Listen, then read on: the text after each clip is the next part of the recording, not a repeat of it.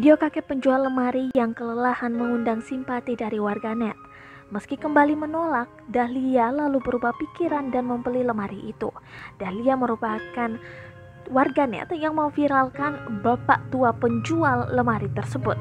Adapun satu lemari yang ditawarkan sang kakek yakni seharga Rp750.000. Ia mengatakan kakek itu berasal dari Bogor dan merantau di Bangko, Jambi. Kemudian dari Bangko ke rumah Dahlia membutuhkan waktu sekitar 3 jam. Dia dibawa sama bosnya pakai mobil dari Bangko ke Tebo. Sampai di Tebo, bapaknya diturunkan dan disuruh jalan gitu, kata Dahlia. Saat bertemu, Dahlia sempat berbincang dengan penjual lemari tersebut. Dirinya berujar, kakek penjual lemari itu tinggal seorang diri di Jambi. Bapaknya memang sudah biasa kerja memikul lemari sambil jalan. Keluarganya tinggal di Bogor semua, cuma bapak itu yang merantau, terang Dahlia.